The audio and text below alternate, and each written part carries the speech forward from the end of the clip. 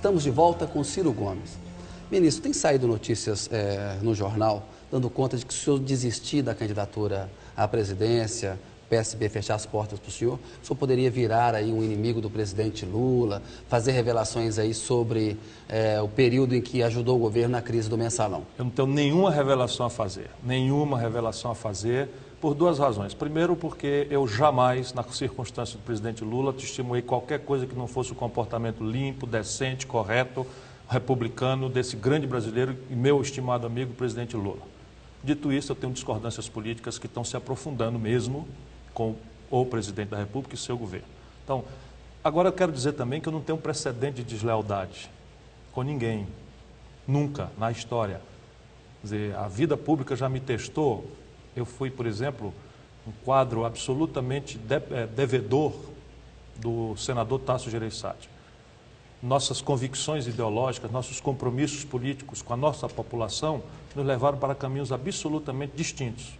Por exemplo, hoje ele apoia o Serra e eu apoio o Lula. Né? Mas mantém uma relação pessoal boa? Não só pessoal, não. Política também? Eu faço um esforço imenso para jamais deixar de cooperar. E nisso eu não estou fazendo só por gratidão, não é porque ele tem as virtudes que eu valorizo no homem público. Não é? A mesma coisa aconteceu com o Fernando Henrique. Se alguém algum dia foi, deixa eu ver a sua escolha aqui, uma palavra. Do Fernando Henrique? Foi assim no campo pessoal incorreto comigo, esse se chama Fernando Henrique. Por quê? No campo pessoal, não importa, não interessa, já passou. Né? Tinha a ver com a minha vida pessoal. Ah, sim. Certo? Com a minha vida pessoal, com o desfazimento do meu casamento, só para você ter uma ideia. E eu nunca violentei, nunca violei, nem nunca violaria nada que o Fernando Henrique partilhou comigo porque confiava em mim. Nunca. Jamais aconteceu, nem acontecerá. Isso já vão-se 20 anos que nós rompemos, 15 anos que nós rompemos.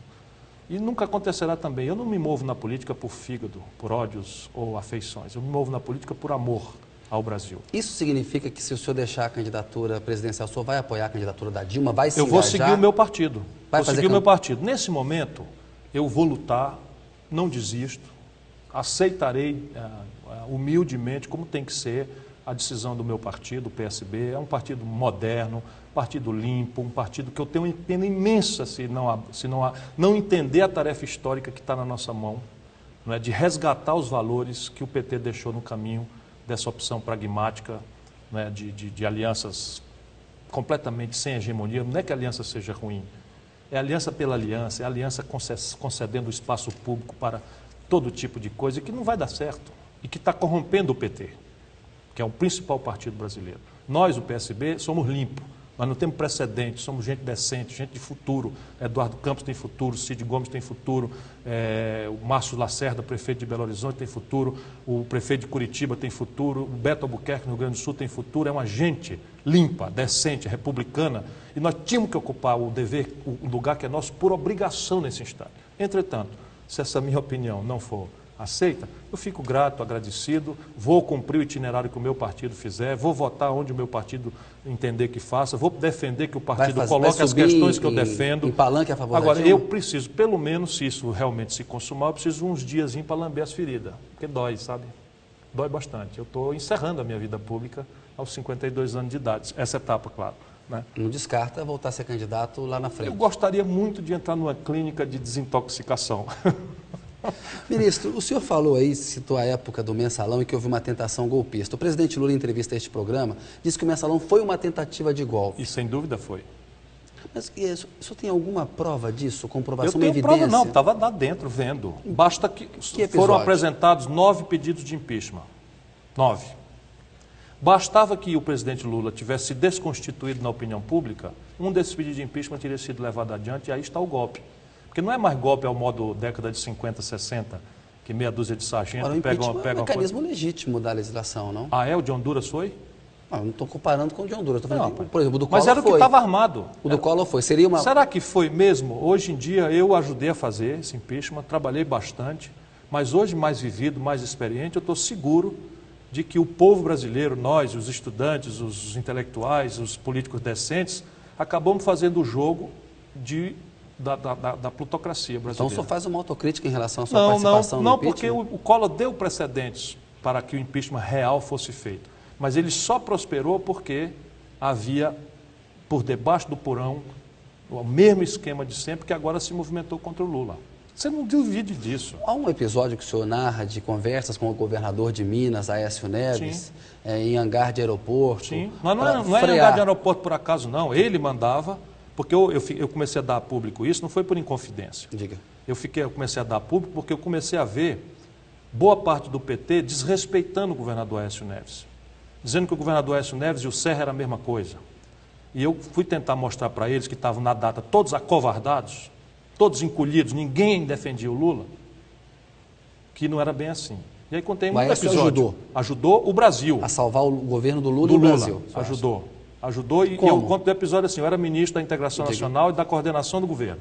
Participavam Dilma Rousseff, Márcio Tomás Bastos, que está fazendo enorme falta como conselheiro da República, do Lula, né? Pela ponderação, pela sobriedade, pela humildade.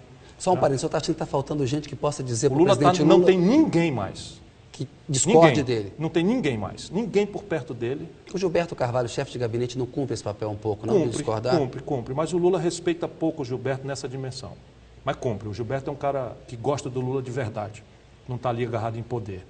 Né? Agora tem outros que estão agarrados em poder. Está faltando crítica ao presidente Lula. Eu não vejo hoje quem diga, presidente, isso aqui está errado. Isso aqui está errado. Eu cansei de dizer isso, depois ele diz, não é assim, acabou. Você faz a discussão e voto vencido e sai.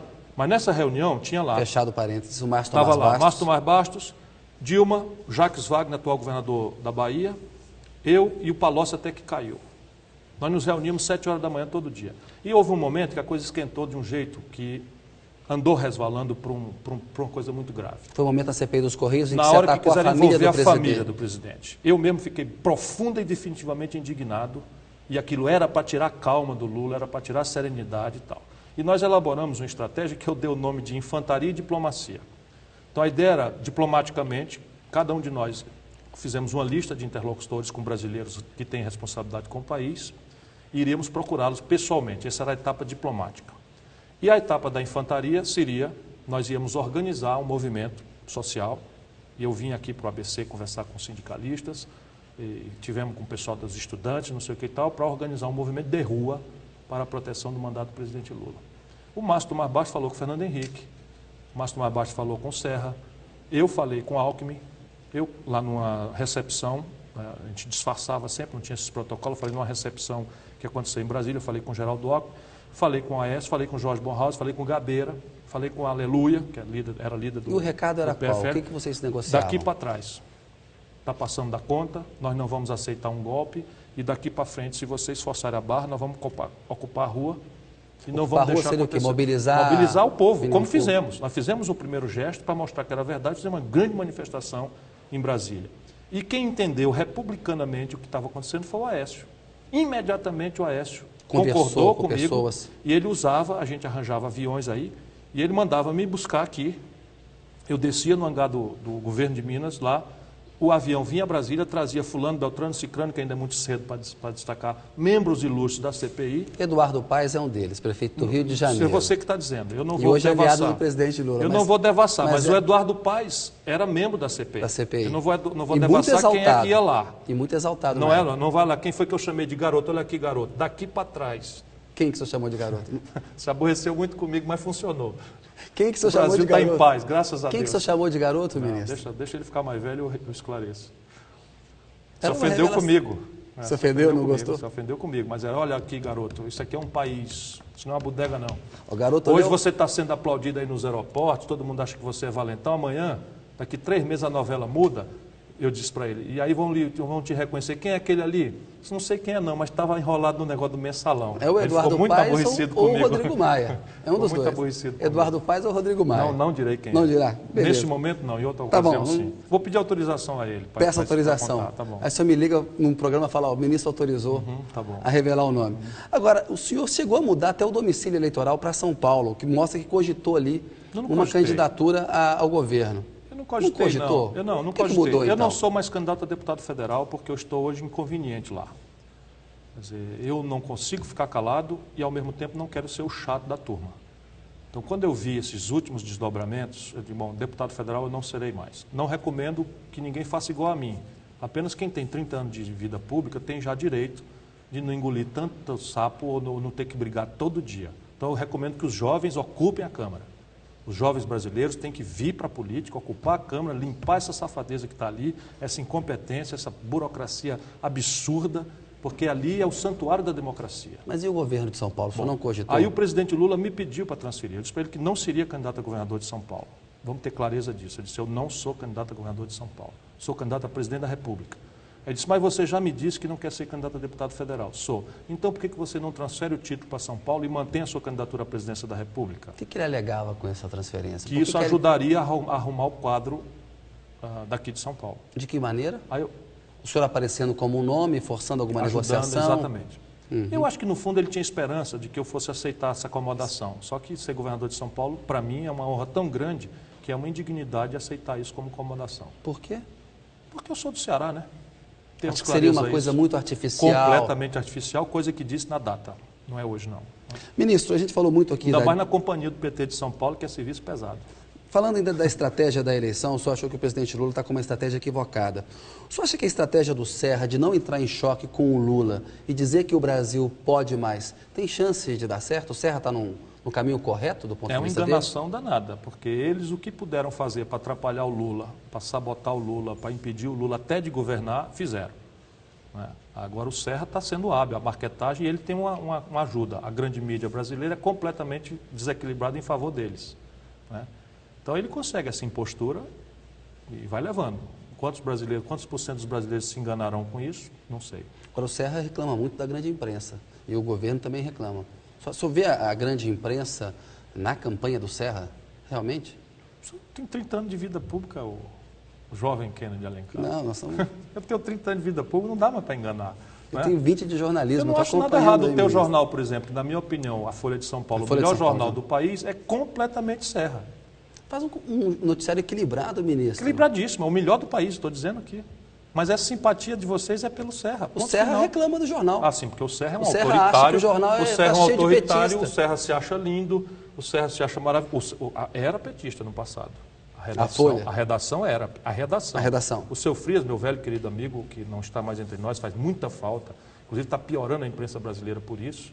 Né? Mesmo os grandes conservadores do passado tinham um status, uma dignidade, uma estatura, né? Melhor. Não estou desqualificando a nova geração de ninguém, não. Mas eles tinham mais espírito público. Os outros são mais empresários. Né? Ele era serrista, completamente. Eu lembro, eu fui candidato, visitava, ele me convidava para almoçar, ria das minhas coisas e tal, mas era serrista completamente. Tucano, né? Digamos assim. Serra talvez não seja o mais simpático para eles, não. O senhor é muito crítico do Serra. Numa entrevista para Playboy, muito legal, interessante a entrevista, o senhor disse que o problema do Serra é que o bicho é chato. Por quê? Isso não tem a menor relevância. Ele é um chato. Como é que é uma pessoa chata? É uma pessoa que não tem um amigo, não toma uma cachaça, não chora, não se emociona, não fala um palavrão, simula que torce para o Palmeiras, mas ninguém vê ele se emocionando com ele nada. Vai no estádio, né? Vai no estádio, provavelmente trancado por 10 seguranças dentro de uma cabine de coisa e tal. Não sei, nunca vi o Serra. Eu conheço o Serra de longa data. Também. O Serra candidatou-se a líder da bancada do PSDB. Nunca foram amigos? Fomos muito amigos. Candidatou-se a líder da bancada do PSDB. Quem fez a intriga do Serra comigo foi o Fernando Henrique, que é campeão disso, né? Campeão da cisânia, de espalhar a cisânia dos outros. Sendo que eu sabia. O Serra sabotou o Real, sabotou o Fernando Henrique. Era contra o Plano Real. Violentamente. Né? E o Fernando Henrique, a certa altura, tratava-se da renegociação das dívidas externas. O Fernando Henrique tinha se comprometido com os credores, mentindo para os credores, que essa é uma mentira nobre, né? Que o Brasil ia se comprometer a fazer uma revisão constitucional que estava prevista ali para 5 anos depois da Constituição de 88, que dava 93, e aquilo os credores internacionais queriam ser enganados também, porque estavam doidos para restaurar o fluxo com o Brasil, aceitaram e botaram no memorando. Prometendo uma coisa difícil de entregar. Né? E o Serra, líder do partido, do ministro da Fazenda, dá uma entrevista dizendo que o partido é contra a revisão constitucional. E o Fernando Henrique me liga lá dos Estados Unidos, de Nova York, segura o Serra. Não, segura o Serra, diria. Se você ouvisse o que o Fernando disse para mim, você não achava que eu sou um cara de pavio curto, né, de palavras azedas. É enlouquecido. E aí eu tive que pegar um avião, ir para Brasília, encarar o Serra e dizer ao Serra, que é aí que começa o problema dele comigo. Ou você diz a entrevista que você deu, ou você renuncia à liderança, para a qual ele tinha sido eleito graças ao meu apoio. E eu quero dizer que não é falta de modéstia, não, é porque era o único governador do PSDB na data. Um peso na bancada. E tínhamos ganho o controle do partido com o Tasso Gereissati, meu companheiro, contra o apoio que o Covas, esse grande brasileiro, meu amigo, tinha dado ao Scal. Então, aí começa aí a confusão do Serra. E você pode levantar nos arquivos da Folha, o Serra se desdizendo no dia seguinte. E nunca mais me perdoou. Mudou de posição ali. Outra coisa que o senhor disse dessa entrevista para Playboy é que o presidente Lula dá esporro no Barack Obama, fala com o Barack Obama. Como é que é essa história de esporro do presidente Lula? Vamos para a frase inteira. Diga. Eu acho que o Lula vai ser sempre um cara extremamente respeitado no mundo. Se ele quiser ser presidente do Banco Mundial, vai ser, embora, disse eu na entrevista e repito aqui, hoje nossa relação com a América do Norte e com o Barack Obama tem se deteriorado um pouco. A partir da posição americana em Honduras, dessas retaliações que o Brasil... Ao Irã agora? Das retaliações que o Brasil ganhou na OMC contra o subsídio, estamos chegando num acordo, e da posição do Brasil na questão do Irã e ter recebido o presidente do Irã aqui. Então se deteriorou bastante a nossa relação, embora não esteja má. O novo embaixador um pouco mais duro aqui e tal, o Shannon. Mas o que eu digo que o Lula, enfim, tem essa coisa, porque o Lula devolveu ao Brasil o que é nosso por história. O Brasil é um país protagonista global. Não é que nós vamos tomar lugar de ninguém, mas nós hoje estamos emergindo para um protagonismo global, que o Fernando Henrique interrompeu. E o Fernando Henrique quis ser, vamos dizer, internacionalmente conhecido por vassalagem, né? Então o Brasil tinha superávit imenso com a Inglaterra, o Fernando Henrique foi lá passear na carruagem da rainha, daí a pouco o Brasil estava com um imenso déficit na conta com a Inglaterra. E assim sucessivamente. O Fernando Henrique foi peitado pelo Bill Clinton na reunião da Flórida, ainda antes de tomar posse, para acertar o negócio do projeto Sivan. Isso tudo eu sei das histórias, né? E o Lula faz o oposto. Aí eu digo, se a gente peca hoje, é por um certo excesso de autoestima. Eu vejo o Lula um pouco, sabe, no salto alto. Isso eu vejo. Mesmo nas relações internacionais. Na questão do Irã, você acha que o presidente Lula está no caminho correto? Não, ele está correto. Está correto. Ele está defendendo o Brasil, ele não está defendendo o Irã. O Fernando Henrique também nessa vassalagem, o Brasil tinha o seguinte, o Brasil colocou na sua própria Constituição que não faremos artefatos nucleares, bomba atômica. Isso. Está na nossa Constituição. Mas nós nunca assinamos o Tratado Internacional de Não Proliferação porque nós tínhamos uma posição. Qual era a posição? Nós somos pela proscrição do armamento nuclear, pelo banimento do armamento nuclear no mundo. E não congelar a situação atual, né? Impedir exatamente, porque uns países têm, outros não têm. Então se diz assim, a América do Norte, a União Soviética antiga, que é a Rússia hoje, tem. Mas aí começa já a ter problema. Israel tem a bomba, e não confessa, e não assina, e tem a bomba. No meio daquela confusão que é o Oriente Médio. Você acha que o Irã tem o direito de ter a bomba? Não. Nenhum país deve fazer a bomba e todos devem se desarmar. Essa é a posição do Brasil. Mas o Fernando Henrique assinou, sem consultar ninguém, unilateralmente, para ser o bom moço internacional, o Tratado de Não Proliferação. Agora vem um novo. Eu acho que o Brasil não deve assinar, não para ter, mas para ter autoridade para mediar essas coisas do desarmamento. Agora o Barack Obama historicamente assinou com o presidente Medvedev da Rússia um tratado de redução de 33% do desarmamento. Então, aquilo que parecia uma posição ingênua do Brasil no passado, está começando a ser viável. Ganhar corpo. Nós precisamos viabilizar um mundo sem arma de destruição em massa de nenhuma natureza, nem artefato nuclear, nem arma biológica, nem arma química, e o Brasil tem essa posição. Então, nós estamos defendendo. Porque o Lula diz corretamente, se a comunidade internacional isolar o Irã é um enorme país. O Irã, as pessoas sabem, era a Pérsia. Do rei Ciro, de onde é que vem meu nome? Do rei Ciro, do rei Dario, do rei Xerxes, né? O Filipe, da Macedônia, foi derrotado, o Alexandre ganhou, né? Assim, vem desse tempo. Isso é um país que não será. E eles estão ali vizinho do Iraque. Eles estão testemunhando muito de perto o que foi, por exemplo, a presença norte-americana na área. Os americanos armaram, inclusive com arma química, o Iraque, que guerreou com o Irã, matando milhões de civis, milhares de civis com arma química. Depois os americanos viraram a biruta, por razões de petróleo, fizeram uma mentira internacional grave, que o Irã tinha arma de destruição em massa, e fizeram uma ocupação de um país estrangeiro sem apoio da comunidade internacional, violentando o Estatuto da ONU, e o Irã não vai aceitar isso, nem o mundo deve aceitar. Ministro, aqui o roteiro tem muita pergunta para fazer ao senhor, mas já acabou o nosso tempo, tem um pinga-fogo, pediria que o senhor respondesse rapidamente, tá bom. Infelizmente chegou no final. José Serra. É um brasileiro bastante preparado, mas é uma personalidade autoritária, tenebrosa, e que com o poder na mão me parece um perigo para o país. Dilma Rousseff. Uma grande brasileira. Marina Silva. Outra grande brasileira. Qual o maior desafio do planeta, na opinião do senhor? Criar uma cultura de consumo responsável. 3 perguntas ao invés de só uma quando você for comprar uma coisa. Ao invés de perguntar só quanto custa, o mundo tem que aprender a perguntar quanto custa. Isso é feito e é, no fim, destinado de forma amistosa com a natureza. E terceiro, para quem que isso gera emprego. No dia que o mundo conseguir essa cultura de um consumo responsável, nós amanhã seremos seguros do futuro. O que o senhor gostaria que fosse diferente no Brasil daqui a 10 anos? A educação das nossas crianças pobres. Uma pessoa fundamental na sua vida? Minha mãe e meu pai. Uma viagem inesquecível? Tenho muitas, mas acho que a viagem que eu fiz à China, né, mais recentemente, me impressionou pelas lições que poderia se ter no Brasil. O Brasil não tem uma marca de automóveis, o Brasil não tem uma marca de eletroeletrônico, o Brasil não tem uma marca de celular. A China, 20 anos atrás, também não tinha. E hoje está com marcas globais em todas essas áreas. Sua comida Isso é o que eu gostaria de ver discutido no debate da sucessão presidencial. Comida preferida? Minha comida preferida é a cozinha chinesa. Bebida preferida? Coca-Cola Zero. Animal preferido? Husky siberiano. Cor preferida? Azul. Uma mania, um hábito arraigado? Me livrei de um vício de 38 anos, parei de fumar, estou conseguindo 6 meses. Parabéns. O que é uma mania arraigada? Esse do cigarro era um, né? Mas esse eu já me livrei, portanto agora, não está tão arraigado. Mais. Eu sou um homem sem manias, eu gosto muito de ler, hoje em dia de mexer na internet, de ir para o cinema, são os meus hábitos. Um arrependimento? Nenhum. Um orgulho? Ter servido ao cearense como o governador mais popular do Brasil. O que vai fazer da vida agora? Ler, escrever e tentar ganhar dinheiro. Ministro, quero agradecer a sua entrevista. Se não ganhar a presidência da República. Ainda vai insistir ali? Vou. Só saio derrotado, desistir nunca. Na terça-feira vamos ter a resposta então. Tá bom. Ministro, obrigado pela sua entrevista. Obrigado a você e a todos. Boa noite para o senhor.